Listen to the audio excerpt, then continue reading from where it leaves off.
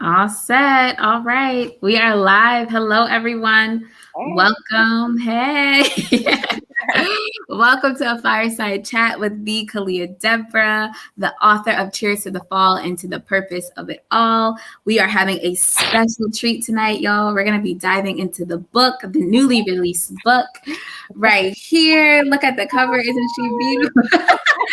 Isn't she beautiful? We're going to be diving into the book tonight during this fireside chat. So welcome to everyone viewing live. Hello to those who will be viewing on the replay. What's up, y'all? We're excited to be chatting with the author. My name is Ayannah Kamryn. I didn't even mention that. My name is Ayannah Kamryn, and I am the host and moderator for tonight's conversation. So I'm super excited to be chatting with the author herself, Khalia Deborah, and learning about why she wrote the book, what's in the book, chapters. We're going to be doing a little bit of reading from a couple of chapters, asking some really good questions about the challenges and struggles that she navigated to get through the season that she wrote about. So we're going to be talking about a lot, y'all. So welcome, get settled, grab your book if you already have the copy. As we're reading through it, you can be taking notes, you can be reading along, getting some questions from yourself, because we definitely want this to be interactive as possible. We want to hear from you. We want to hear your comments and your thoughts and your questions as we're going through it. So the chat features on YouTube and Facebook are there for you to comment and let us know what you're thinking. We have a lot coming up during this time. So before we jump fully into it, we got a couple of announcements, couple of church announcements, housekeeping things to get out of the way that we want y'all to know. So first thing is first, as you are viewing live, definitely make sure that you are using the hashtag CheersBook. So anytime that you are commenting, use that hashtag on Facebook, on YouTube. If you post it later on onto Instagram or anything, if you're posting pictures on your story, use that hashtag so we can keep track and see how you all are loving the book. As well as if you're viewing from the replay after this, you want to use the hashtag replay too. So CheersBook and replay. As you're commenting. And we're going to go back and read the comments and see what you all are thinking and see how you all are loving the book too. So we will be seeing all of that. So definitely make sure that you are engaging as much as possible during the replay. As well as next thing we have is sharing this with a friend and family member, someone that you are working with, someone that you think can possibly take the opportunity to learn from this conversation. We're going to be talking about a lot. Like this book it's a lot in this book, y'all. We got 7 chapters of good content, of a great story of Khalia's personal memoir. So as we're diving through it, we want as many people to be able to hear, to glean from these lessons, to share as much as possible. So share with a family member, share with a friend. Do that real quick before we get into the conversation, and just say, hey, I'm watching this. I think it would be great for you to join. You can purchase the book, share that all with someone that you think would really be able to take advantage of this opportunity. And then the next one that we have coming up is that you can actually get free shipping on your book today if you have not already purchased. So hopefully most of y'all have already purchased your book, your copy of the book. But if you have not, do not fret, do not fear, because you are watching this live, you have until 11:59 tonight to receive not only free shipping, but receive a signed copy from Khalia Deborah as you get your book too. So that'll be up until 11:59 tonight. I'll say all these announcements again at the end so you all don't forget, but just wanted to give you all that before we hop into the conversation. So let us know if you have any questions, any comments, drop it in the chat. We see y'all commenting. Hey, everyone. Drop it in the chat and let us know using that hashtag CheersBook, as well as dropping your questions and comments as we're going through. And we'll even have a little bit of time at the end to ask your questions to the author herself. So I know I just gave you all a lot. Definitely make sure that you remember all of that, and we'll be repeating some things at the end too. So, hey, Khalia. Hey. How are you? Good. It's been just an exciting year. So I can't complain. Life has been good. Awesome. It has been good. We are so excited. I'm excited. I'm speaking for me and everyone viewing here now and later on. We're so excited to be able to chat with you about your book, Cheers to the Fall and the Purpose of It All. So newly released, just came out, hot off the press, and we're having this conversation to be able to learn what you were going through during this time that you had written the book, what made you want to write the book, the challenges and some of the struggles that you faced during this season and how you overcame them, building your relationship with God, all of those things. So it's going to be an amazing conversation. And of course, I have to give you a proper introduction before we head into all the bulk and the meat of the conversation. So I'm going to properly introduce you. And then after that, y'all, we're going to hop into some questions that I have prepared. But like I said, please make sure that you are thinking of questions and commenting using those hashtags and just engaging with us as much as possible. Your thoughts. Yes, let us know. Let us know. So Khalia, you are a certified solutions-focused life and transformational coach. You are the owner of Khalia Deborah Coaching, as well as the founder of Dreams to Founders nonprofit. Shout out to Dreams to Founders. You have helped hundreds of people navigate through the challenges of life and everything that life comes with, because we all know that it comes with a lot. So having a life coach is necessary and a lot of times in life. And you're able to help people unpack those challenges and those struggles to be able to glean some lessons and some things that they can implement and navigate and pivot in their lives as well. So through your own journey of failures and triumphs and navigating motherhood and growing in your faith and using your story to help others as well, you have been able to adjust and help others adjust as needed. Your work and the things that you do have been seen on platforms like Fox 29 and iHeartRadio and so many more, as well as you are here to serve and help as many people as possible turn around and use what they have to offer to help someone else. So not only are you helping individuals, but you're helping communities too, in small and big ways. So one, thank you for being here with me and chatting with me. Thank you for writing this book. And thank you for spending some time with us to talk about what is in the book and getting into all the meat and all the good. So welcome, Khalia. Let us know what this book, Cheers to the Fall and the Purpose of It All, is all about.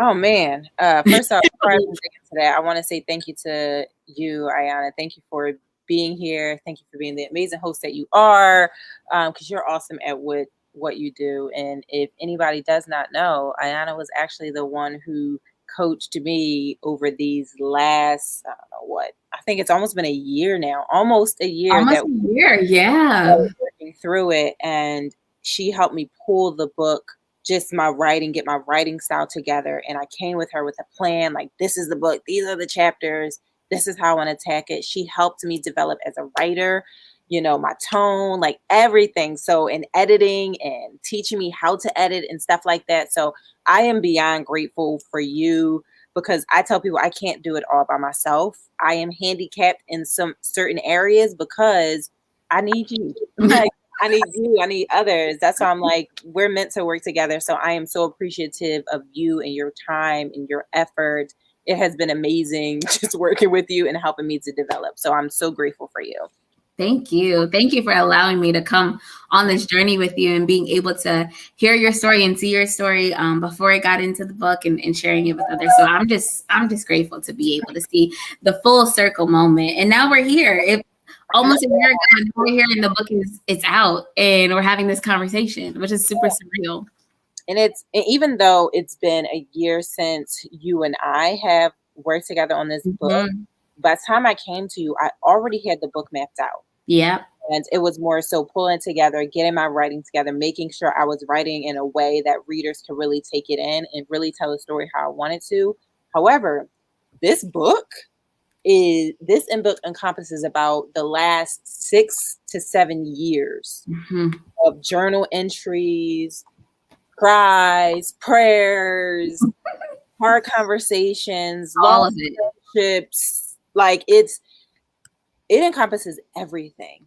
And I journal a lot. So I journal my raw emotions in those moments. So as I was writing this book, I was flipping back to those raw journal entries and pulling from there. So in this book, you guys get how I felt at the time. Yeah. Getting, what I thought I felt now. This is the raw emotions of what I felt during that time. And it's really a book that taught me that throughout a dark season, there's always a purpose in it. Yeah. So really helping me to shift my perspective with the things that I go through in life.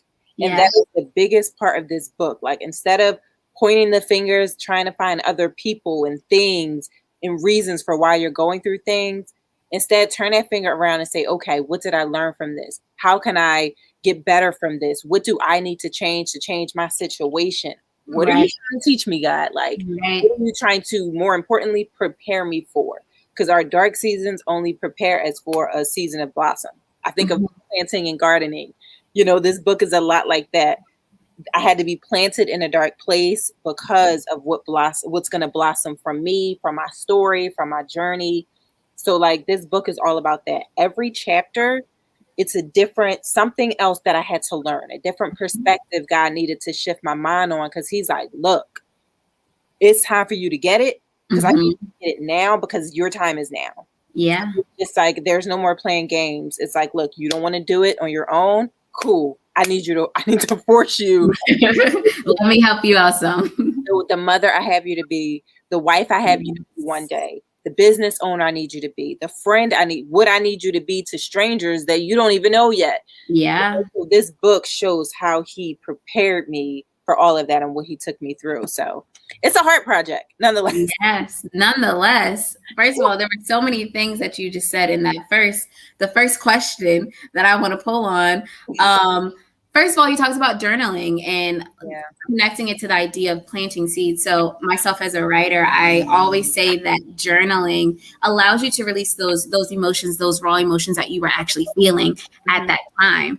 And it is like planting seeds. And if anyone in the chats and the comments are, you want to write a book, journal. That is the first journal.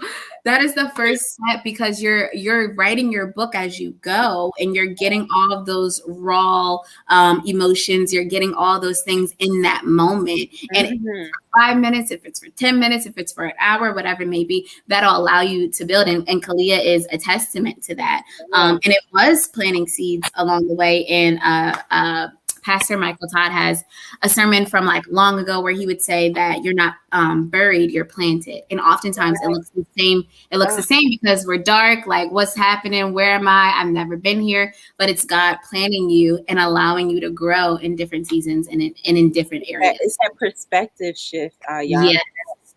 Us taking our mindset from, I'm not buried. I used to call it my dark hole. Like, I'm not in this dark hole. I'm not alone. It's like that. We'll get to that part, so I'm not going to say that. But it's just like, you're not buried. Right. Like, you're planted. So when you're planted, what are some things that need to be done? Reading your word as your nutrients. What are things that's going to help you blossom and grow? So you're not buried. You are planted. And this book is literally taking you through the process of my seed being planted to the last chapter of blooming. Yes, absolutely. So let's get started into the chapters. We didn't even get into the chapters. We're excited. So we have 7 chapters throughout this book. And as you just said, it is taking you through the course of the different lessons that God wanted you to get and understand. But the first chapter of the book, Ready to Take on the World, starts when you are about to graduate college, when you are ready to step into the real world, as they call it, stepping into adulthood. And most of us, and I was scared to be an adult and live on my own and figure out life and pay bills and get a job. It's a lot happening when you're stepping into that time. So to start off with, can you just tell us your mindset, what your mindset was during that time? What were you thinking? What were your goals for the future as you're planning to graduate college and step into the real world? Oh man. Gosh, my mindset then, especially as I was gearing up for graduating and stuff like that, I had got a job offer February and I didn't graduate till May. So I was coasting, and I was in my head a lot like, I got this. Like, I was, to be transparent, I was very big headed. Like, I got this. I got life figured out. The only thing that I was really thinking about was starting my new job, starting my career, stacking my money, and starting to check off those big life goals. My mindset wasn't on, well, what does God have me to do? Or what does this? It was all about me, what I wanted and what I could do. So a lot Mm-hmm. of me graduating college, stepping out into the real world was based on what I understood in my little bubble and what I wanted to do. And my future, to be honest, my mindset was I got this, but in my gut, I was nervous. Got it. Like I would talk to myself like, "Well, you got this, you got this, you did that, and you did that," and like I'm looking at all the things that I was able to accomplish, whether that be school or whatnot, and walking into the real world, I'm telling myself I got this, but at the same time, I was nervous of failing. Mm-hmm. I was nervous about not making it. Mm. I was afraid of disappointing others because I'm like, people are rooting for me, like, and wanting to do better than, maybe some things and people that I've seen around me. And I'm like, wait, I just felt like I gave myself so much pressure. Mm. So many people encouraging me, like they're encouraging me, but I'm taking the encouragement and it's carrying on me like I can't disappoint them. They're Yeah. encouraging me, but in my head, I'm like, oh shoot, now they're looking at me, they're rooting for me. I can't let them down. Right. I was afraid of disappointing these people. And I put myself on a pedestal, not that anybody else did, but their words and stuff. I set myself up here and I'm like, I can't fall down. Like I Right. can't disappoint them. So I was afraid. So I was like doing whatever I had to do to make sure I made it. But I was only thinking of, well, Khalia, you have to do this. You have to do this. Not having the faith that God will work through me, but more so my own understanding and leaning on that. And Mm. I was afraid of going through some things that I saw growing up. Yeah. So I'm like, my mom taught us so many lessons as we were growing up.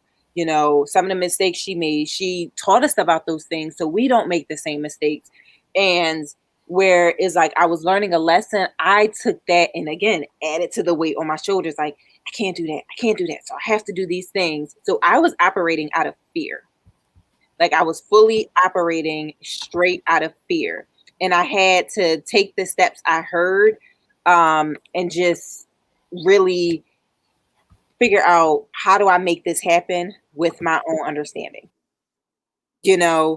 What do I need to do in order to make sure I not fail at this? But I was excited and nervous all at the same time.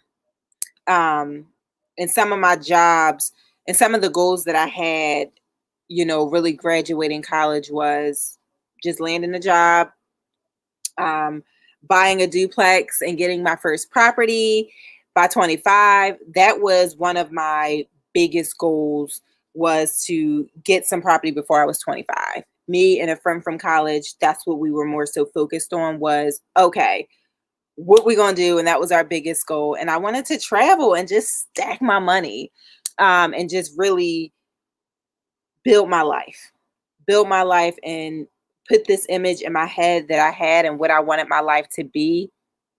Literally, that's what I wanted to do.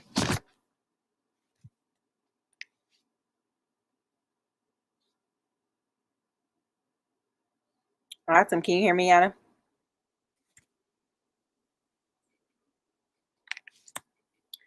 All right. Well, on to kind of like from there, I think is where I really stepped into more so of I don't want to call it a trap, but I missed a lot of red flags. So when I was venturing out into the real world, it was more so of, I got this. I don't need anything. I don't need anybody. I just need to continue to operate as I've been operating. I just need to make sure I don't miss. I need to make sure I don't fail. And if I do, I need to figure out how to get myself out of it. So again, I was moving through life thinking that I had it figured out until I did not have it figured out. And I think once I got into the real world, I started working. I got into an amazing job making a healthy amount of money for undergrad to just be graduating. And I got there and I hated it. I didn't like it. It wasn't the image that I painted in my head. I felt like I was lost.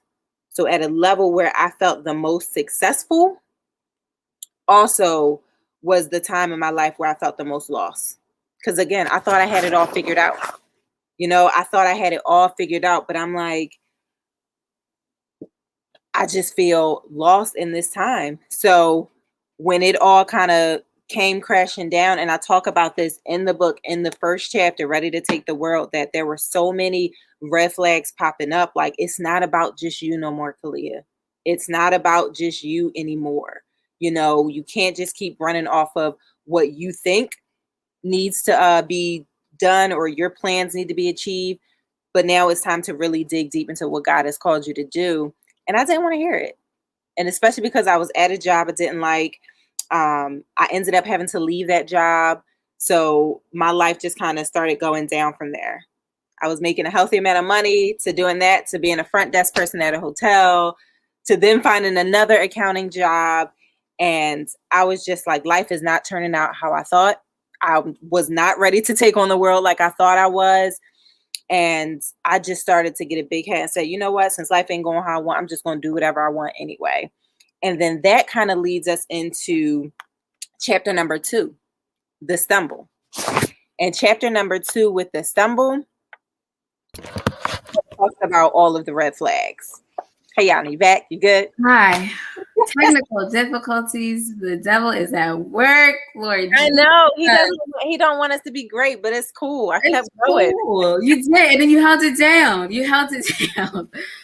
All right. I heard you say you were going to get into chapter 2, the stumble. Yes, we're on to the stumble. Yes. So we talked about ready to take on the world, all the mindsets of fear.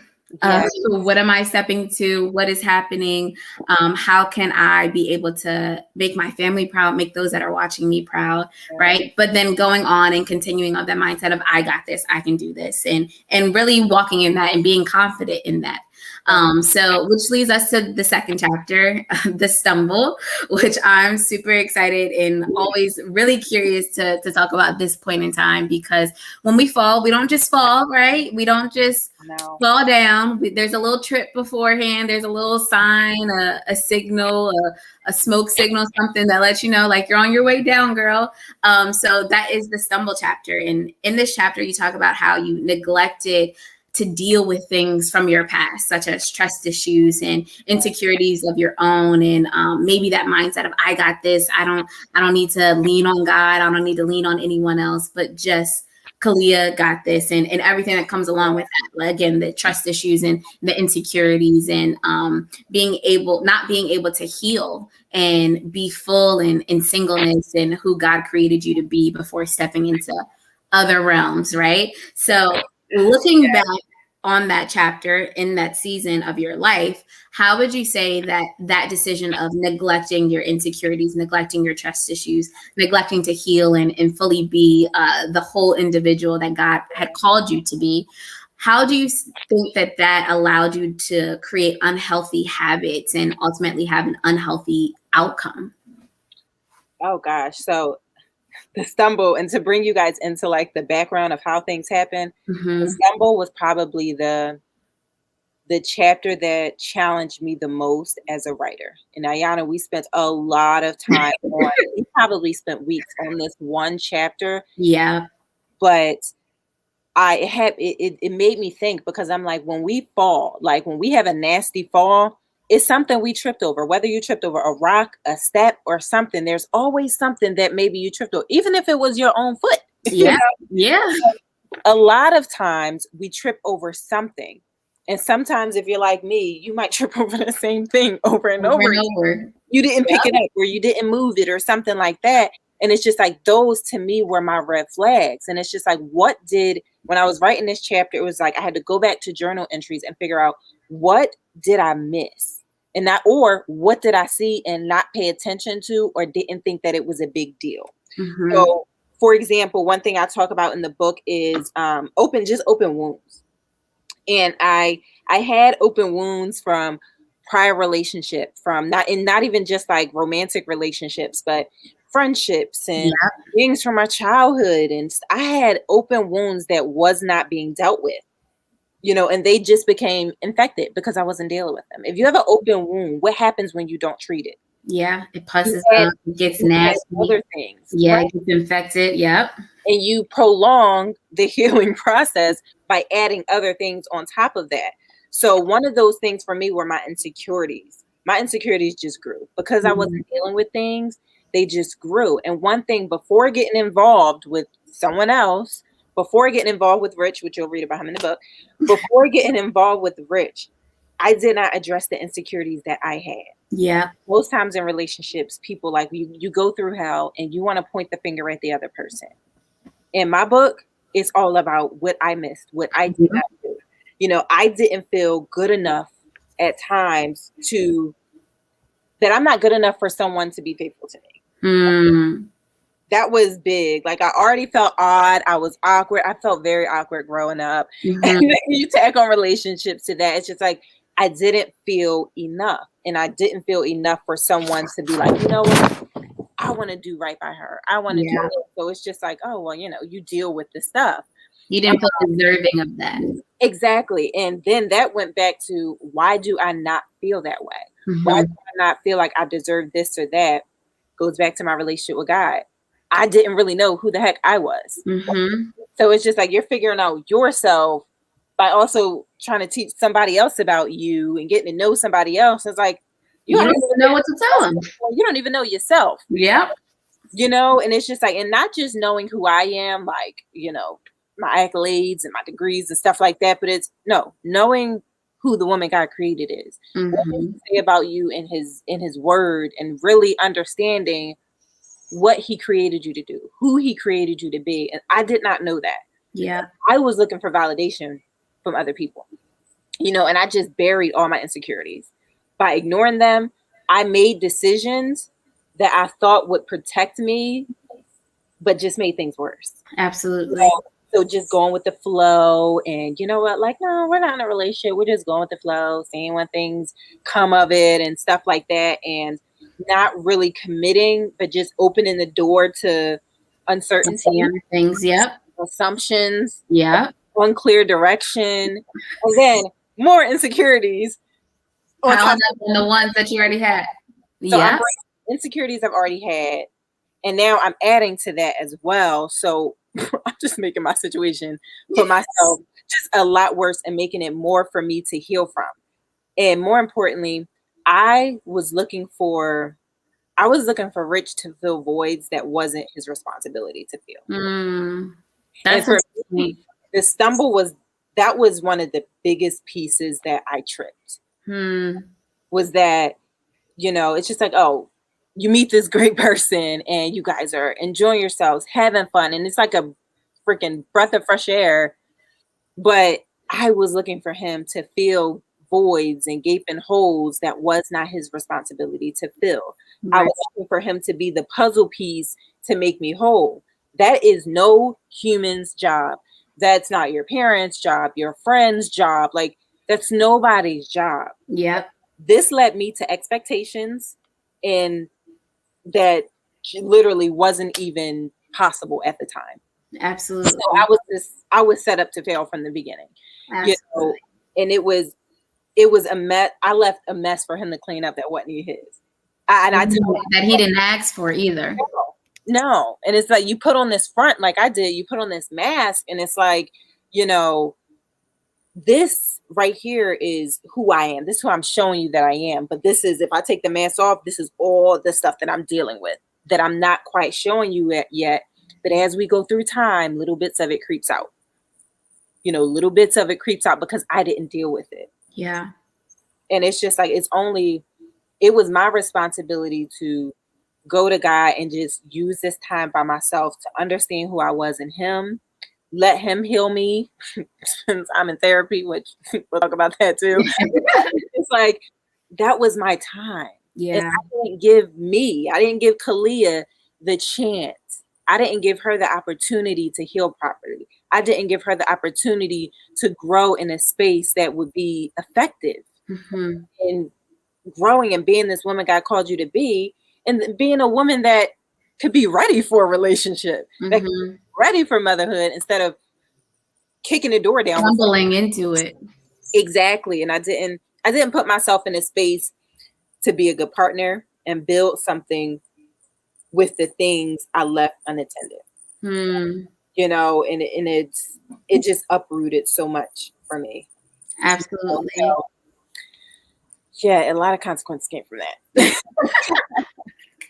Which we're going into. We're going into. So there were some things that you mentioned about how we allow things to build up. We don't take the time to be by ourselves, to listen and obey God and understand that He genuinely wants the best for us, right? That He sees all, knows all, and wants to give us the things, the desires of our heart, like a relationship, like being a mother, like being a business owner, right? Mm-hmm. But He ultimately knows that there's a good way and a good path to go for those things. But when we choose to disregard that and continue to go on our own, we continue to stumble, and those insecurities and trust issues and messes that we created, they all build upon each other. And then ultimately, at the end of that, if we keep going and we miss all the signs that say turn back and stop and bold red and all of that, right, we're ultimately on our way to falling. And in your book, Cheers to the Fall, which we're grateful for now, and to the purpose of it all. In the third chapter, you talk about how you actually do fall. And sometimes when we fall and we hit rock bottom, right, and we feel like we aren't fully aligned with God and His purpose for us, we carry those things that we have been carrying, but now it's guilt, and now it's shame, and now it's I feel terrible because I put myself in this situation and I didn't listen. So can you talk to us about what your fall was like, and then also being able to describe what it was like to navigate what came along with the fall, the consequences that came along with the fall?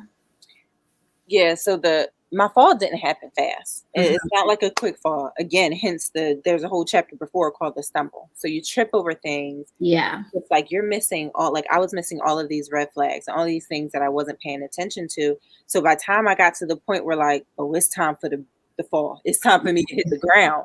Like prepare ourselves. I don't have no railing to hold on to. Right. I don't have no wall to break my fall. Like, oh, we falling. That's it. It hurt. Mm-hmm. You know, and it hurt like hell. And once you get down to the ground and you've fallen, at least for me, there were so many feelings and emotions that came with that. Some of the top ones was I was just ashamed because I knew better. Yeah. Like more than anything, I knew better. Yeah. You know, it's not like I was just out there, like people didn't teach me and stuff like that. Like my mom taught me these things. Like she shared stories and examples, and we were in church and stuff like that. Mm-hmm. I knew better. So I was ashamed. I was publicly ashamed. I was privately ashamed. Like that. And I carried that. I felt guilty. I felt like a failure because looking back, I'm like, maybe if I was focused on my healing and really paying attention to work and stuff like that, I would have passed those financial exams. I would have been able to keep that good financial job and stuff like that. So many things were just going through my head. I felt like a disappointment. Yeah. You know, because just smelling myself and going through that whole year, like whatever, I'm just going to do whatever I want to do. I ended up pregnant not even a year after graduating college. Like, whoa. You thought you were ready to take on the world. Yeah. And I was like, I was lost and wasn't ready at all. So I felt like a disappointment. Mm-hmm. You know, like, oh my gosh. Like, I'm not married. People didn't even know I was even dating. Like, it was just one day. And it was just like I just felt like, Khalia, what did you do? Yeah. I felt like all my goals were out the window, like trying to get a property by 25 and investing and stacking up my money. That was out the window. Like I was afraid that I couldn't do it all. I wouldn't be able to provide my child what I wanted to, the kind of life I wanted to. Like so much guilt, shame was going through my head. And more importantly, I was like, yeah, there's no way in hell God's going to use me for anything. You knew better and you decided not to do better and you knew. What good am I now? Like that was like my mindset when I was going through, you know, my fall, and it impacted my daily life like something terrible. I became very depressed. That's all I could think about. I could only think about the negative things. And to be honest, some of those things weren't even happening. Like, I'm going to be on welfare.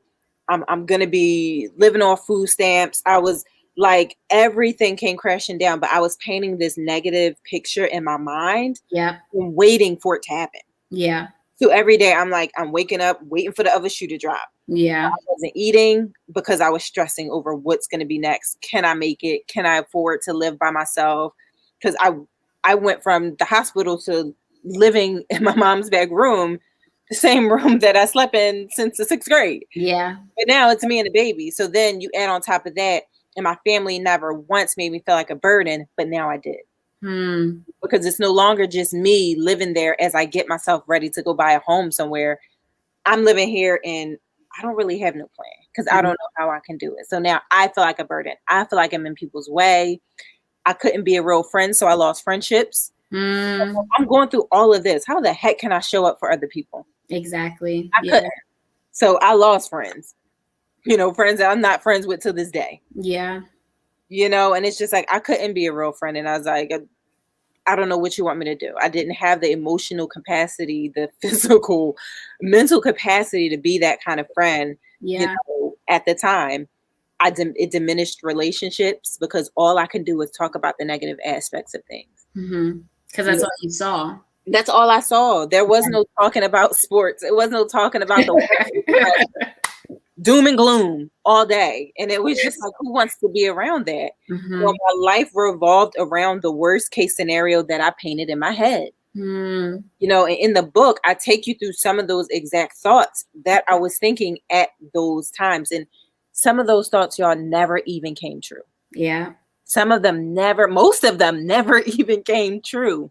And isn't it crazy how powerful the mind can be when we can catastrophize and create scenarios? And I know I do this all the time. I will literally sit down and create all these scenarios and fantasies of the smallest thing. And now I'm in a black hole. Exactly. Now I'm in a black hole of fear. And something that I want to say is if our minds are so powerful to create fearful scenarios and fearful you can only imagine how powerful they can be to create positive ones and to create the ones that when we have a relationship with God that God wants us to think about and wants us to meditate on. So yeah, I completely understand. I've been there. I'm sure a lot of people who are watching have also been in those situations where we're constantly just going around in circles in our own minds. It's literally Khalia against Khalia. And it's like we have so much more power than we give ourselves credit for. Yeah. Because the dope part is, yes, we're all handicapped in some way, shape, or form, but we have access to the power that we have access to God's power. Yeah. So it's like when you're having those days and you feel weak as crap, like I can't do this, like I can't do today. He's like, cool, I got you. Let's go. Yeah. But you have to know that, and you have to because I tell you that depressive time, that time in 2014, 2015, easily could have took me out. Easily could have. It was so many days. I'm like, I'm not here for this. Like if I decide not to be here tomorrow, everything would be cool. Everybody be cool. Everything will be kosher. Yeah. But it's just like, I had to tap in, all right, God, today ain't the day. I'm not feeling it. Over. Yeah. And he stepped in, even when I felt ashamed. I just want to hide from you, God, sitting in the back seat of the church, all of that. He was like, I see you and I got you. So it's just like our mind is so powerful, but even when you feel weak, just know that there is power that you don't have to go find. It's right there. Absolutely. And I would love for you to read some of the chapter of the fall, since this is such a pivotal moment in your life and in the book, literally the turning point of the book. Would you be able to read a couple of a couple of paragraphs from the fall? Definitely. All right. So where I'm going to start is when I actually got back to my mom's house. So it's me and baby boy at this time. And we just got back home. So this is reading along, y'all. If you have your copy. Yes, I'm on page 32 of the fall. Yes. So chapter 3. After unpacking and putting my son to sleep, I laid in bed staring at the ceiling, so disappointed in myself. I kept thinking about how I could manage everything, plus my new life expenses that came with raising a child. I couldn't fathom just how I would do it all. How would I pay my bills, student loans, save for a house, childcare, and support 2 people all by myself? I had an entry-level accounting job that paid just enough to disqualify me from childcare assistance or any assistance at all, for that matter. I was so disgusted with myself because I felt that I could have done better for myself and my son. My mother always told us her struggles of being a young single mother, and there I was, just that, a young single mother who had no idea what was next. I felt like all the struggle stories I had heard from so many people were now about to happen to me. I spent that evening awake thinking of all the negative scenarios that I thought were about to happen in my life. I imagined myself on welfare, going through child support battles, and living paycheck to paycheck. Even though this was not my reality at the moment, this was how I pictured myself ending up. I spent 2.5 months on maternity leave, allowing my shame and damaging thoughts of myself to pull me deeper and deeper into this dark hole. However, with everything I was going through, there was one thing that made me smile and forget about life's weight, even just for a moment. That one thing was my son Carter. If I wasn't at work and Carter wasn't spending time with his father, I always found different things to do, just him and I. During such a low time in my life, my favorite thing for us to do was to enjoy warm weather by relaxing outside and having a picnic. On a nice sunny day, we would pack up one of our big blankets, snacks, and some of his favorite books and toys. We take a 20-minute drive to Boathouse Road in Philly that sits right on the Schuylkill River. Once we found our favorite spot right between 2 boathouses under this huge tree, I would park the stroller and lay out the blanket. For a few hours, we would hang out, playing with his toys, eating snacks, and watching the boats row back and forth. Carter didn't just bring a smile to my face, but everyone who walked by couldn't help but stop, wave, and give a huge smile back. I always remembered to snap a quick photo every time we went out so that I had something to look at when I needed a pick me up. Our picnics were more than just moments out of the house. Those times saved me from burying myself in disappointment. More importantly, our picnics gave me some hope that I could genuinely smile again and feel something other than sorry for myself. The frequent smile on Carter's face allowed me to know that amid some decisions I made that I was not proud of, I was doing an okay job as his mother. Nonetheless, there were still many things I was battling with daily that made it hard for me to always keep that smile. My guilt and sin were weighing me down more and more every day. I got to the point of only envisioning the negative narrative that the devil was speaking to me every chance he got. I needed help. More importantly, I needed God, but I was too ashamed of running back to him. I felt like a complete hypocrite who was unworthy of his time, energy, and grace. Due to what I could physically see around me and the depressed mental state I was in, it was hard for me to see what God had in store. It was even harder to believe that he could use someone like me who knew the right things to do, but still decided to do life her way. However, I eventually got tired of feeling like I had nowhere to go for refuge, so I tried out a new church. Wow. That was a great snippet talking about your relationship with your son, being able, Shamika says those insecurities are no joke, being able to navigate all of those feelings, the guilt, the shame, the insecurities, all of that. Being able, trying to figure out how you're going to survive and provide and all of those things. Yeah. As well as still trying to figure out how to build and have a relationship with God when you're like, I don't know if he wants me. I'm broken. I didn't did all these things. I didn't fail. I didn't mess up. I didn't hide and all those things, right? So thank you for reading that. Thank you for sharing that with us, as well as, I guess this leads into the next question that I have for you.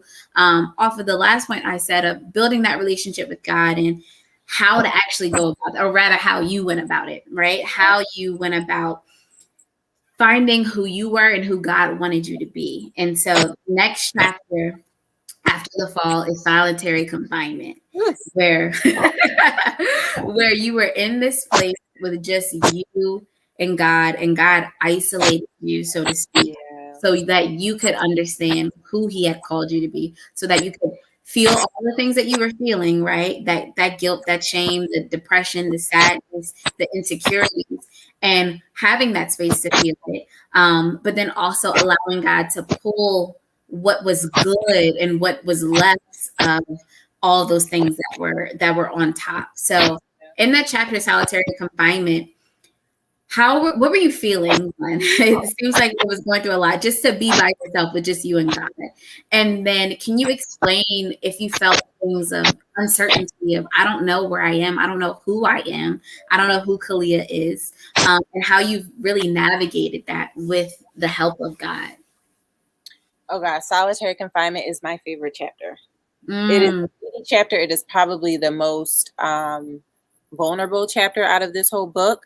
I felt I definitely had all kinds of uncertainty. I didn't know who I was. It was yeah. obvious. Those first 3 chapters, I'm like, I don't know who the heck I am and what I'm doing in this life. And solitary confinement, like when they put prisoners in solitary confinement, they're putting them in solitary confinement for, I don't know, many different reasons. It could be protection of their staff, Yeah. protection of the other inmates, it could be anything. For me, I felt like, especially looking back, I was put into solitary confinement because God's like, look, you have a major purpose on your life. Mm. And I need to protect your purpose. I need to protect the people that you're called to. I need to protect the children that you're going to be a mother to, the Yeah. husband that you're going to be a wife to, the clients that you're going to come across in business. Like, I need to protect more than just you. And I learned in solitary confinement, my life is way bigger than me, so I can't play with it. Yeah. Like, it was done playing games and it was done doing life Khalia's way. So in solitary confinement, I didn't know who I was, but that was my time to find out who the heck I was. And Mm-hmm. in solitary confinement, some prisons actually put you in there with the Bible. And Mm. that's a time for you to reflect on what you've done, ways that you could change yourself. And that was my time. So I went in there unsure of who this person is. I thought this was it. This was my consequence. I might as well get comfortable in this lonely space, this lonely, dark space. But God was like, hold up. Mm-hmm. No, you don't. Mm-hmm. And one thing that I would tell people is, if you feel like you're in a space where you're lonely and you really don't have anybody, double think that space you're in. Take a second thought, like, what's really going on here, God? Why am I by myself? Why have you stripped me of the people around me that I'm used to or comfortable with? Because sometimes he have to strip you of your comfort, from people to things to mindsets and everything, in Yeah. order for you to really get the mindset he needs to catapult your life. So I had to come to realization, like, all right, God, I don't know what you're doing, but I ain't got nowhere else to go. So it's just about to be me and you. Right. And in the book, I tell you, it was just me in my little office, and it was just him and I. Every morning, every night when I couldn't sleep, I was in that space, that prison cell for hours. And he would work on me, and he was just chipping away. Because at that point, it wasn't about me becoming a different person. It was about me unbecoming all of the things that became attached to me, the mindsets, the opinions of other people. It was all about God shedding those things from me so that I can emerge and become and just be who he already created me to be. Who was already in you. Yeah. Like, she's already there. God just had to, like, chip off and breathe and get the mess out the way and clear the fog from in front of my eyes.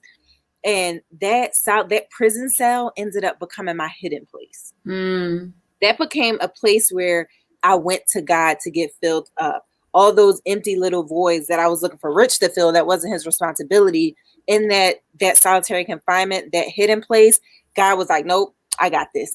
That's my job to fill. Those wounds from when you were a child, rejection and this and that. Oh, I got that. Don't worry about that, girl. And it's just like, he was patching everything up. I mean, he was stitching me up and everything. But I tell people, in that time, it's going to hurt. I lost friendships that I was friends with for 15, 20 years.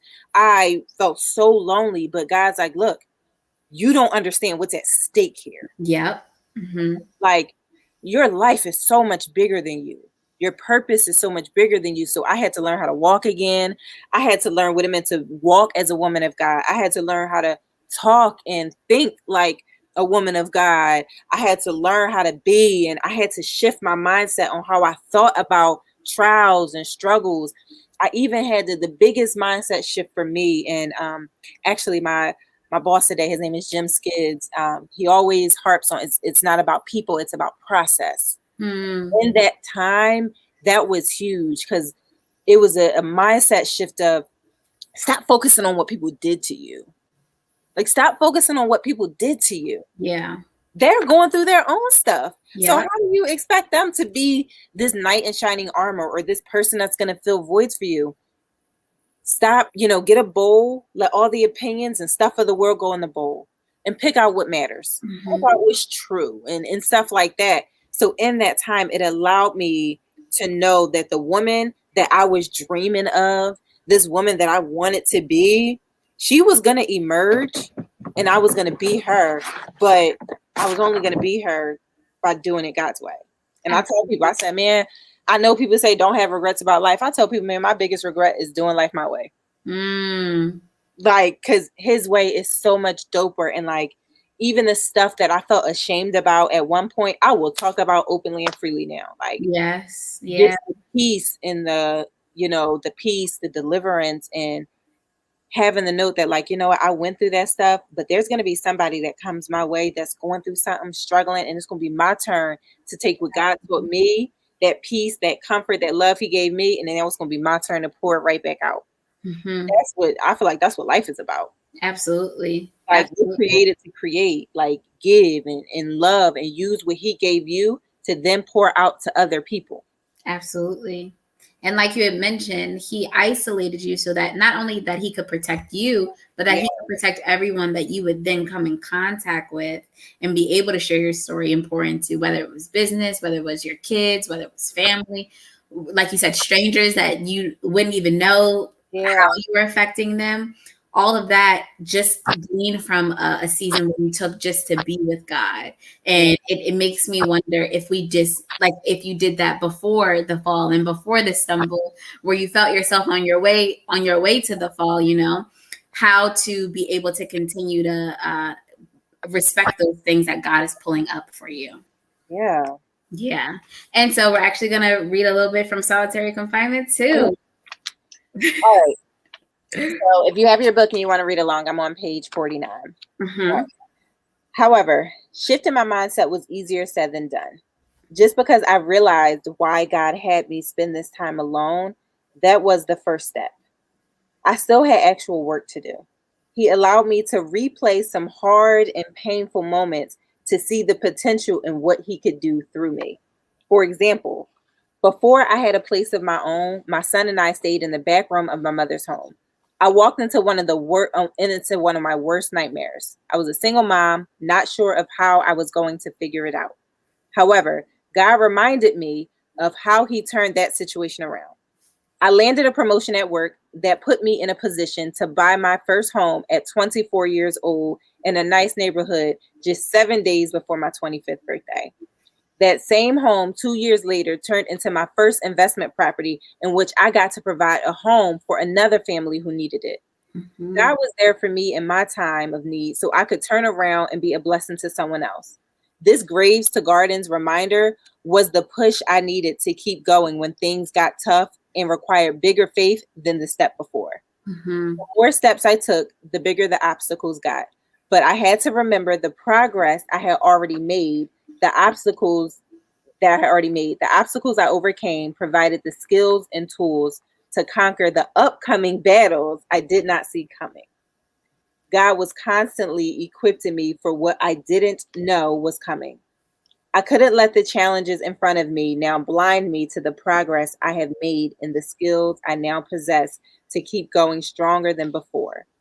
I couldn't let the current hurdles cause me to forget how God constantly worked on my behalf and still was working very hard. Before understanding the why behind this time of being alone, I could not rest and trust God amid my messy up and down emotions. Instead of focusing on God and letting him work on me to prepare for what he needed me to do in this world, I tried to force success and happiness. I tried by starting a business before I was fully ready and trying to make a relationship work even though I was not prepared. I leaned on my own efforts to fill voids instead of resting in God's promises for my life. I was trying to force relationships to fill the hole I had in my heart instead of letting God fill it. God taught me that when I am running around trying to fill voids with people and things, that is a clear sign I needed to run to him because he was the only one that can make me whole. However, the chatterbox in my head convinced me that God was taking too long and I could speed up the process. I could either talk back to the chatterbox or give in to the temptation to take matters into my own hands. After going through the pain of repeatedly choosing my way, I decided to go in a different direction. I finally decided to talk back to the chatterbox in my mind and prioritize my healing. My office that once felt like a prison cell was now a beautiful hidden place where I found peace, guidance, protection, love, and wisdom. In that hidden place, God protected me from things I didn't even see coming. He spoke to me and clarified directions to go in on this new chapter of my journey. He showed me where I needed correction and the things I needed to shed off to continue to live in joy and peace and get everything he has for me and more. So many things. I know. So many things. It was the fact that you decided to talk back to the voices in your head, the chatterbox in your head that was going against what saying to you. Yeah. So solitary confinement, like you have mentioned, we think of it as a prison. We think of it as a box and a hole where we are being punished and it's brutal and torturous. But at the end, you were able to see it as a time for you to heal and have peace and protection and everything that God really wanted you to be. So that was beautiful. I love that. One of my Yeah, absolutely.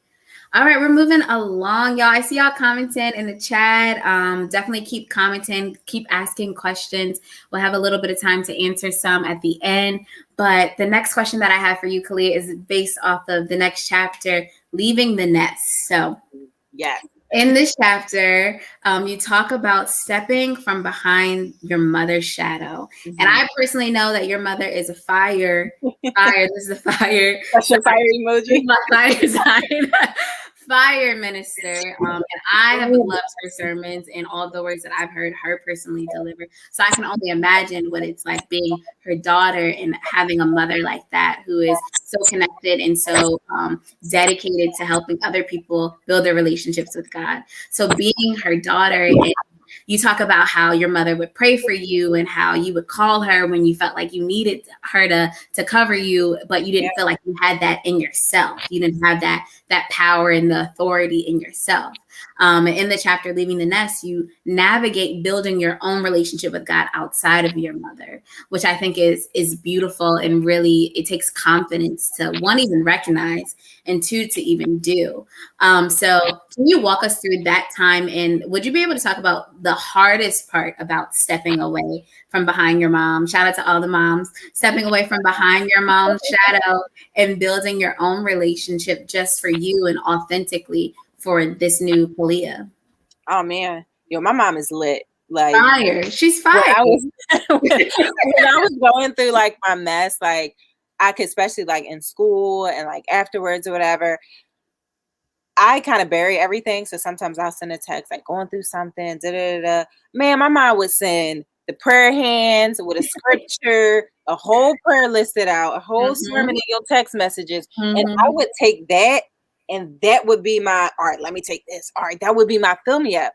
But I was just piggybacking off of her relationship with God. Yeah. Like I was taking her goods whenever I was going through. I'm like, all right, let me go ask my mom because he gonna hear her request before he hear my fill. Right. You know what I'm saying? Let me get him through my mom. I would say one of the hardest parts about this chapter, Leaving the Nest and coming from behind my mom, was that God was like, you can't do that no more. Like, number one, you're grown. You're but you have a purpose outside of your mother. Yeah. Your mother has her own purpose and you have yours. You can't do that no more. So it became times where I felt like I was asking my mom to pray. And I'm like, all right, mom, like usually your prayers work. Like, be going through what's happening.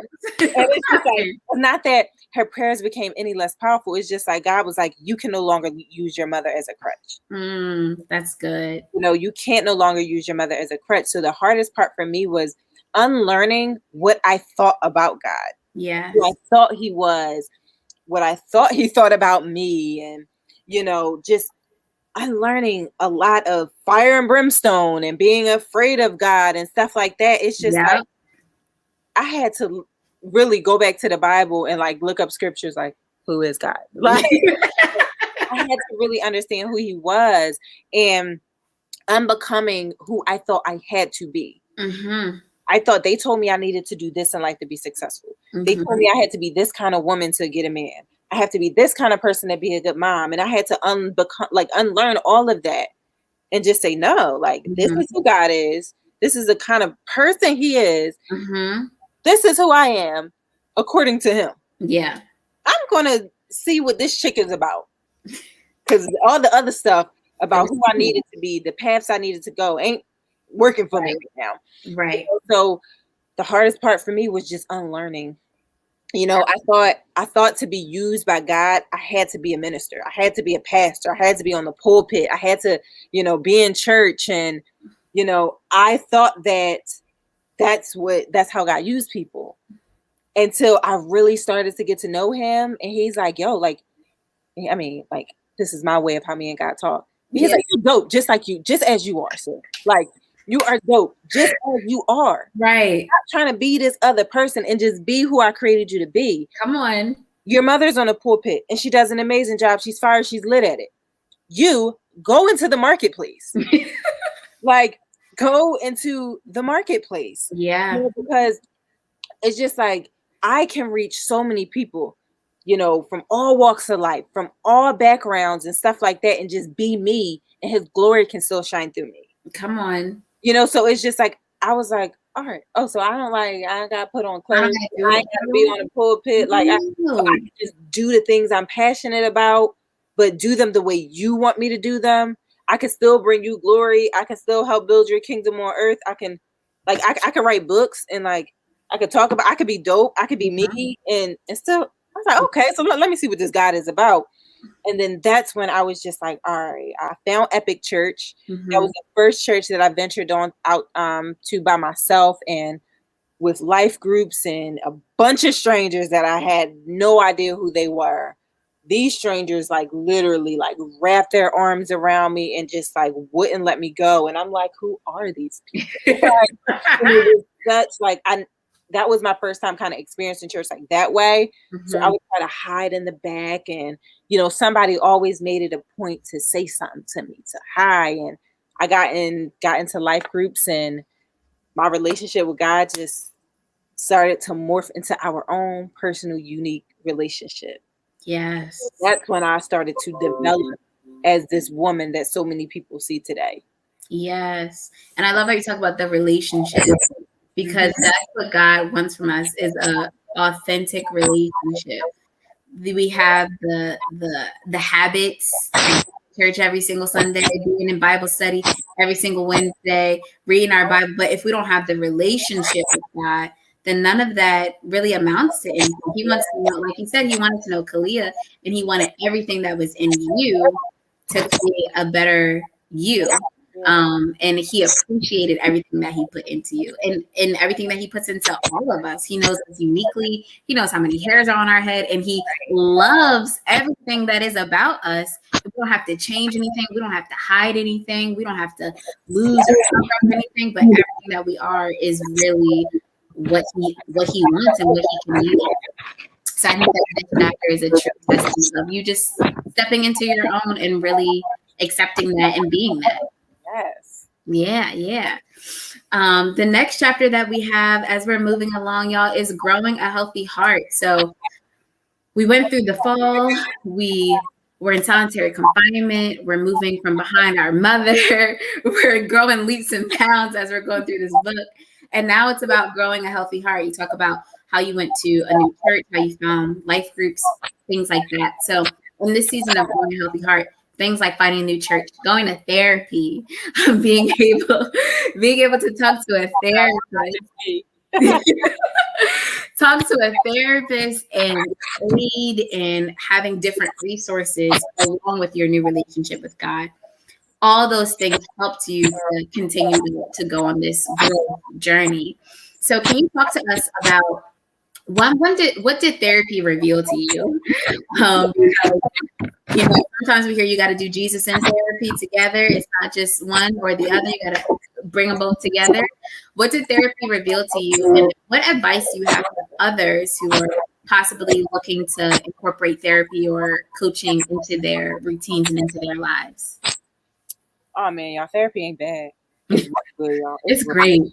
It's one thing. I love my therapist. So I love and it has helped me so much on my journey. And speaking of my therapist, I need to schedule time with him. Right. It's like it's helped me so much, and maybe God sent you to therapy. Like maybe that was his answer to your prayers. Go to therapy, And therapy isn't bad. Like those people are not there to shame you. Those people are there to help you. And sometimes I was afraid of therapy, and I went in there and I started off by sugarcoating stuff and not being completely honest because I was afraid that I was going to be judged in therapy.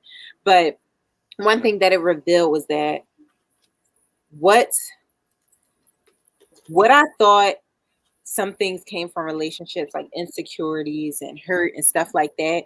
Those things that I thought were coming from relationships that I had been in, there was some things that was deep rooted in me that came from when I was a kid or came from things that I experienced outside of other people. And it was just like, everything isn't something that somebody else did to you. Some things you've never dealt with in your life or never explored or never talked about, or something that happened to you that you just decided, let me just let this go and throw it in the back of my closet, from rejection to insecurities about myself and worrying and anxiety. Like those are things that like I experienced as a kid before I was even dating, so it's like, I was thinking like going into therapy, like, no, these are things that happen because of relationships. It's just like, probably some things added. Probably didn't start there. Right. So what therapy really revealed to me was we need to stop blaming other people and start looking inside of our own selves. Introspection. Let me reflect more on myself. What's going on within me? What can I do to shift my mindset, to shift my thinking, to help heal me? So it's just like, what can I do for me? And what's going on? What did I do to play a role in all of this? Absolutely. And if one thing I can tell, because I'm a life coach to people, is understand the difference between therapy and coaching. If you don't get nothing else from this, understand for us. Therapy and coaching. Because I will tell a client that comes to me, I will tell you in 2.5 seconds, you need a therapist. I'm not it. And guess what? Go to both. Therapy, they will dig into your past, dig into your hurts. I mean, you could go all the way back to times you didn't even think you remember it. But there is let's go back. Let's dig into that pain. Let's go into your childhood. Right. They can diagnose, different mental illnesses if you're dealing with depression, anxiety, and stuff like that. Me, as a life coach, I don't do that. I go, Ayannah, where are you today? And the best way I explain this to my clients is that when you come to me, to be as blunt as possible, I'm not digging back in your past. That's what I'm concerned about. I'm concerned about the future. So I say, Ayannah, tell me where you are today. What's your vision for your life? So where do you want to go? Right. What's your vision? And then I unpack the gap. I help you unpack the gap and we create steps and an action plan to get you there. Right. I'm not concerned about what happened to you back then. I'm not digging into it. That's not, I'm not licensed to do that. But I have some really amazing friends who are, that I can send their way. There's a question that said, how did you find the right therapist? My first therapist was not the right therapist for me, but I just had to go out there and try them out. When you go to therapy, just know that first session, you're interviewing them just as they're getting to know you. Yeah. Are they going to work out for you? Is this the kind of person you need? And, I found out after going through a couple therapists that a male therapist was what I needed. I grew up, in the home with my mom and all of my sisters. I needed a different perspective of the world. I did not That's good. realize that until I got into therapy, and I'm like, I've been operating through life with one viewpoint, and that's the woman's viewpoint. Yeah. And then an independent, driven woman's viewpoint. I developed a lot of stubbornness. My way is this way. I got this. This is what I need to do to get here. Having a male therapist really was like, to be honest, it helped me understand Rich better. Mm-hmm. It helped me understand my relationship better. Mm-hmm. It helped me understand some of those things that I thought that I knew. I'm not, no. And he was able to pick out things and help me to think of things differently. And he's a Christian, which that was a plus for me. I wanted somebody who also believed in the same thing. So when we're talking, he could also help me connect things back to God. Mm-hmm. So that question of how did you find the right therapist? You might have to, go through one or two that you don't think so, but really go into like, all right, what do I want to get? Like, what do I want to get out of this? And please, before you go to therapy, do yourself a favor. Commit. Commit. A commitment, yes. Like, commit to it. And commit to getting uncomfortable. Commit to, being real. Mm-hmm. Don't go on there like I did and try to sugarcoat stuff. Because that one therapist looked at me and was like, you know you're not telling everything, right? Like, they're trained to see through us. Like, let's be real. Right. It's like, commit and stuff like that. So I love it. It's been a complete lifesaver, and this is my favorite way to say it. Go to a therapist because they're licensed to listen to you. My friends, that I love them to death, but they're not licensed to listen to me. Right. And then I want my friends to be my friends. I want my mom to be my mom. I want my siblings to be my siblings. I want my man to be my man. Right. I want my therapist to listen to me, to help me and, point out things that I'm not seeing or stuff like that. They're licensed to listen to you. Sometimes your friends and your family can be very biased. Mm-hmm. So that was something that helped me that, like, look, I even stopped telling my friends and stuff about things that I was going through. Mm-hmm. I started to be very particular on what I shared and stuff like that. Cause I'm like, I want y'all to be my girls. Right. I don't want to go out. I don't want to burden you guys with what's going on with me. Yeah. I just want to be my girls. So yes. And having that outside perspective of someone who's unbiased, who's not in your life, it really helps. Truly, really helps. And like you mentioned, finding the right person, whether it is a woman, whether it is a man, whatever it may be, having similar things that you connect on, like being Christian and being able to have those different conversations come up, things like that. You do have to go through a little bit of trial and error to find that right fit. So hopefully that Harlow said, and seeking God on as far as who your therapist should be. When you meet with these people, when you talk to these people, after that first session, go pray about it. When you start your therapy journey and finding that therapist, pray about it. Like, God, come with me along this journey and bring the person along that's going to help guide me. Like, bring him. He wants to come along for the ride. Like, you're not burdening God. He wants to come along for the ride. So invite him. Thank you. Invite him. We love that. Yes. So, all right, Khalia, we're almost through the journey of the book. We have taken on the world as an adult, stepping out of college. We have stumbled. We have fallen. We've been in solitary confinement. We've gotten behind our mother's shadow and our mother's relationship, growing a healthy heart. Yes. And now the last chapter is restoration, right? That piece where you can be who God has fully created you to be in every single aspect, in the aspects of business, in the aspects of your relationship, of being a mother, of being a woman of God, and unlearning all the things that you unlearned, taking off those burdens, taking off those insecurities, all the trust issues, just drama. And then you have that freedom to just be who God ultimately destined you to be. So in the restoration chapter of your book, Cheers to the Fall and to the Purpose of It All, it is the last chapter, and you focus on the rehabilitation process that you went through and that God allowed you to reach a new place, not just mentally, not just spiritually, not just naturally, but in all those areas holistically. He allowed you to grow in all those areas. And so Can you talk to us a little bit about how God wants us to succeed in every single aspect? Because I think sometimes when we think of God, we think of, God just wants me to get to heaven, or God just wants my spirit and my soul to be right. And he's not really worried about my business. He's not really worried about my money or my man or my children, all those things.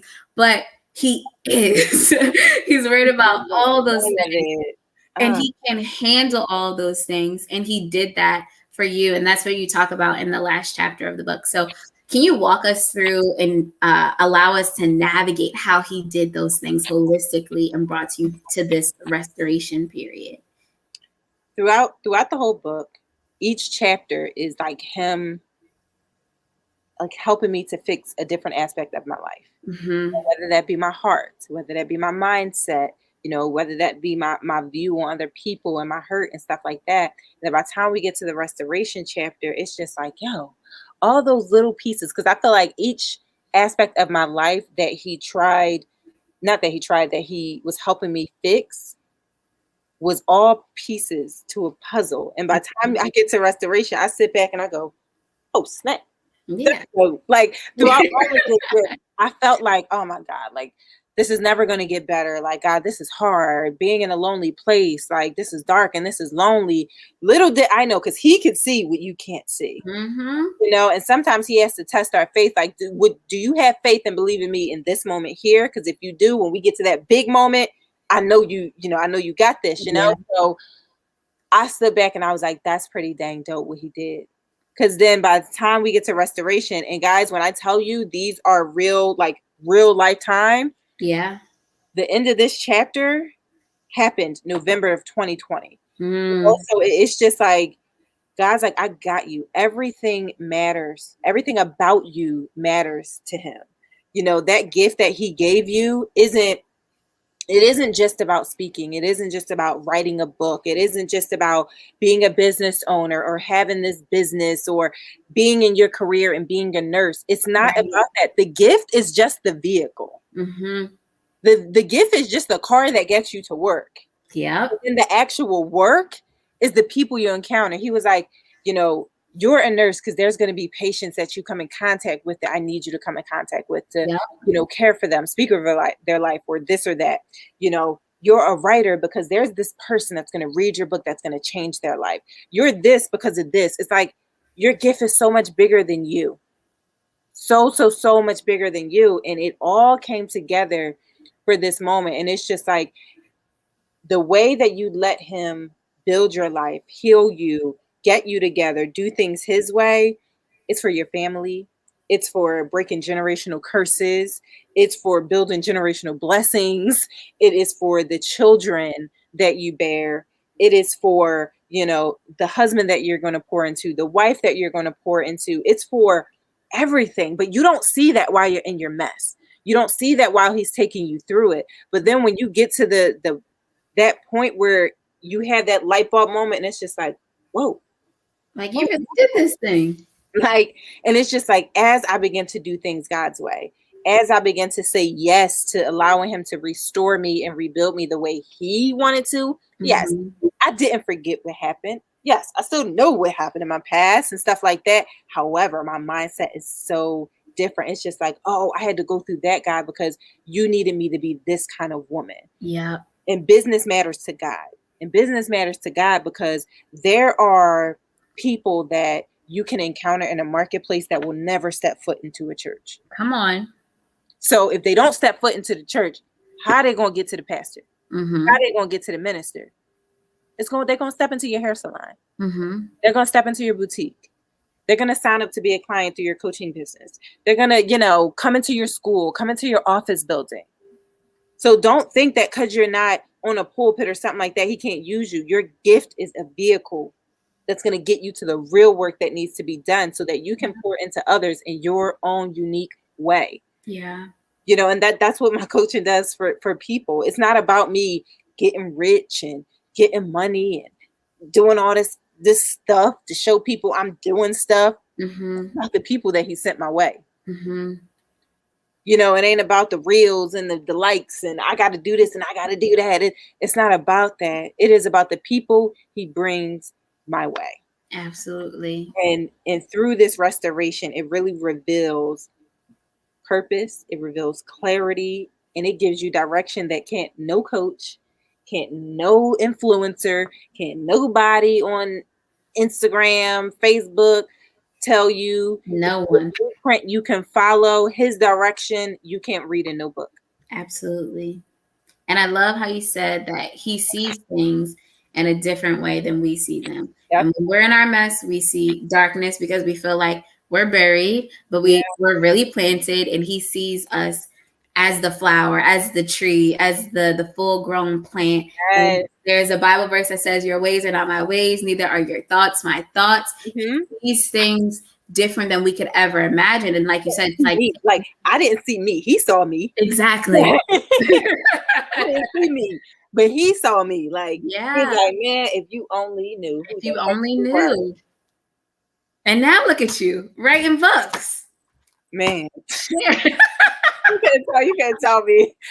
You could barely tell me 3 years ago that I was actually, like, I always wanted to write the book, but I'm like, this ain't fit to happen. Like, it's not working well, God. It's not going good. It's not giving, no. It's not giving what you said it was supposed to give. It's not giving, God. And now you are here doing the things and connecting with the people and building your life and your legacy. And I can only imagine if you would have stopped in that period where you stumbled, in that period where you fell, in that period where you felt isolated and alone, and you didn't get to the restoration chapter. We wouldn't have never met, yeah? No. Y'all don't know. I DM'd Khalia. I'm about to say, I DM'd Khalia on Instagram just because I loved her vibe. I loved the things that she was creating. I loved her business. I loved all the things that she was putting out there. I never met her. I had never seen her in person anywhere. I slid in her DMs like, I just want to talk to you. Can I talk to you? We didn't even know what she's going to talk to me about. Not at all.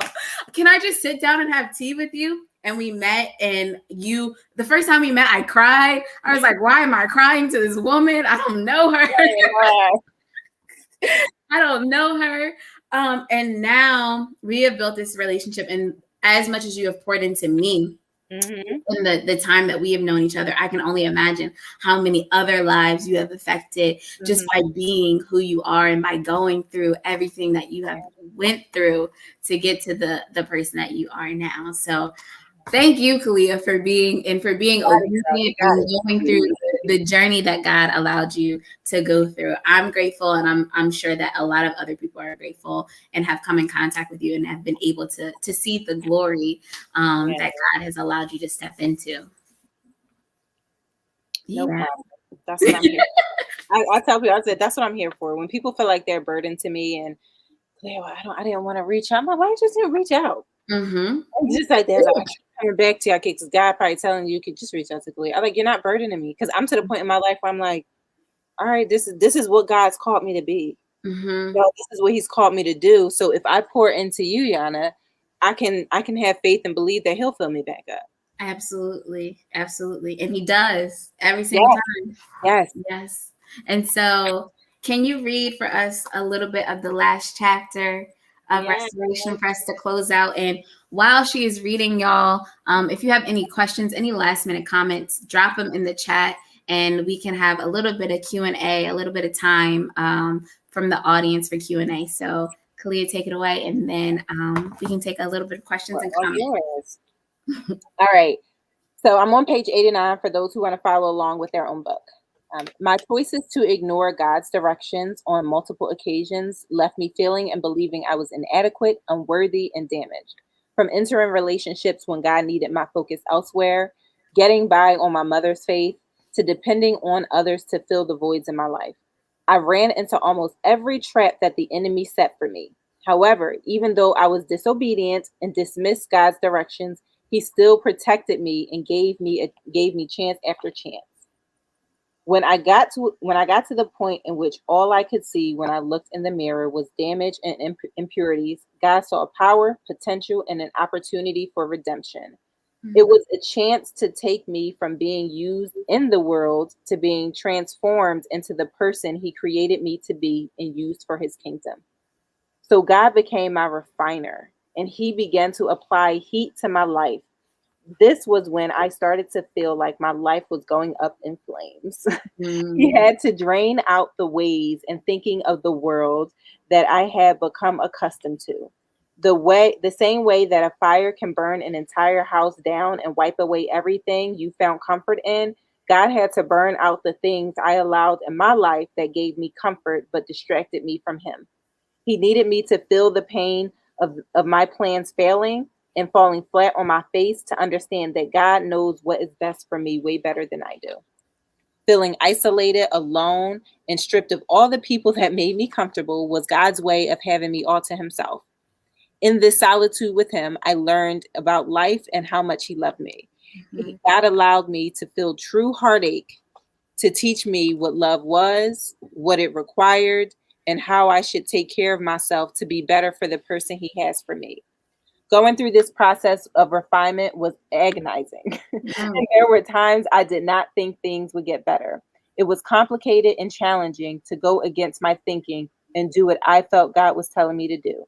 I didn't always choose the right way, and at times I felt like I spent my days fighting against myself. Nonetheless, God kept the heat coming until he thought I was ready to walk through this life living in the purpose he ordained for me and bringing his name glory in how I live. Before taking on the task of rebuilding and restoring, God had to consider the safety of the people he called me to and the safety of my own life. If he prematurely opened the doors and gave me access to his influential power inside of me, there was a risk of me trusting myself over him. Taking the time to be safe and ensure that I was ready to live for God was his way of protecting me and others from more of my own decisions. As I have learned in life, God does not take the lives of his children lightly. Along with God's work in my life, there was also work that was required of me. I could not move forward with rebuilding until I took the time to inspect myself inside and out to understand why I move through life the way I do. Trust in God and gaining the courage to go to therapy allowed me to know the full extent of the damage done within myself. My therapist helped me peel back layers and learn things about myself that I never realized. From my fear of rejection due to being the middle child to the shame of my decisions made that was rooted in the fear of putting my children through some of the same things that I experienced growing up. Having someone work with me to determine what my structural damage has cost me over the years and providing me with resources and tools was very much needed. The kind of therapy helped me successfully continue moving forward without falling into the same traps as I did once before. Wow.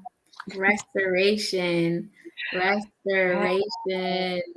I mean, there's so many good things that just happened, like from that, just from following him and Yeah. taking his direction. And I tell people, think of the valley of dry bones, and I'll leave you with this: Hmm. that you can stand and see all of the things that died around you, relationships, friendships, opportunities, businesses, and stuff like that. And you're looking like, all right, God, why do you have me in this place remembering all this stuff?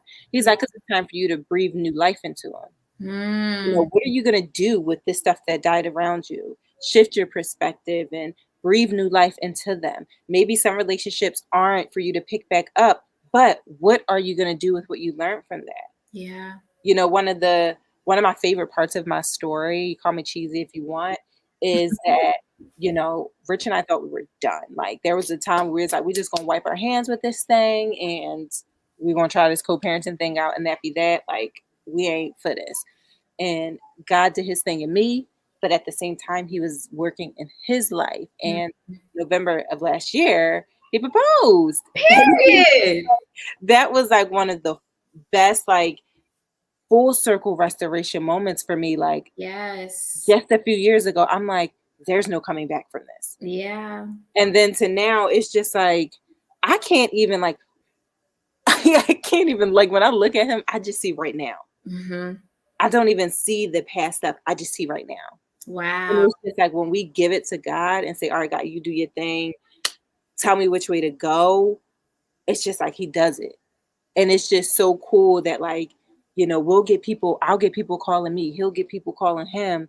And they're just calling to talk to us. And we like, yo, calling to talk to me about the same thing we went through. But they and it's just like, it's so dope how he's going to use me. He's going to use him. He's going to use us collectively to be like, look, what I did with y'all go share that with somebody else. So y'all might have went through stuff because y'all were strong enough to carry what I needed y'all to carry. Yeah. But now go help somebody else so they don't really have to carry what you did. Yeah. Maybe they have to carry a little bit, but maybe they don't have to go through everything. So those are some of the most dopest parts of me, the things that I thought was dead, like done. It's just Dry like, bones. this is pretty dang cool because you breathe new life into them, and now you see these different like amazing forms come up from these bones. So it's just like, y'all don't give up on yourself, like don't, because you don't know, you have no idea what's on the other side. Yes, absolutely. And that's the purpose of it all. Yes, exactly. Cheers to the fall and the purpose of it all. Exactly. Yeah, I tie that in. Exactly. Cheers to the fall and the purpose of it all. I love your story, Khalia. Like you said, being able to look and see things from the past and be like, that's not even what's here right now. Like only imagining not stopping and not being able to allow those things to halt you or keep you paralyzed or keep you in a place that was not really meant for you, but you continue to move forward, and not only in you but also in your partner and also in your family. And now you can take those same sentiments and you are sharing it with the world through your book, through your life, through your work, through everything. So thank you so much. And it is literally like with the world. This book is on Barnes and Noble. It is on Apple Books. It is on, you could get the Nook. We're working on Audible. It is like everywhere. So if you want it tonight, if you order it through my website, khaliadeborah.com/cheers to the fall, you will get free shipping and a signed copy with a little message in there. But it's everywhere. Like, everybody is reading it. Everybody should be reading it. No excuses. Definitely make sure y'all go get this copy if you don't already have it. Thank y'all so much for coming on this journey. Let's see what the comments are saying. Don't allow it to paralyze you. I must go. This was good. See you, Tanya. Amen. Powerful. Awesome. Excellent. Claps and hands up. All that. Thank y'all for coming on and listening, for chatting with us, for reading with us, listening to the questions and the answers. Thank y'all for being here. And do not forget to purchase your copy if you have not already done it. Free shipping. And you get the autograph of the author. So definitely make sure you check out khalia.com/thefall. Cheers to the fall. You can see it down at the bottom going across the ticker.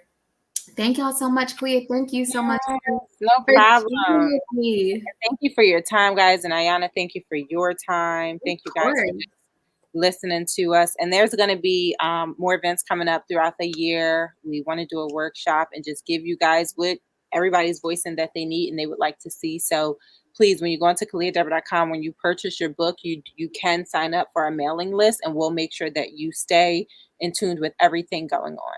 Yes, yes. And so for those watching the replay, making it this far, definitely, again, use the hashtag replay. Thank y'all so much for using the hashtag cheers to the fall, all of that. And definitely or cheers book rather. And definitely make sure that you share this with someone. The replay is up or will be up soon. You can send it to somebody, slide it in DM, share the link. Share it as many places as possible and go get your copy. Even if you already have a copy, go buy one for a friend, go buy one for your mama, your daughter, your sister, your friends, everybody. Everyone can definitely benefit from this book. So thank y'all so much for coming on this chat, this fireside chat with us. Thank you so much, Khalia. And that's all we got for tonight, y'all. Have a good night, guys. Thank you so much. Bye, everyone. Have a good one.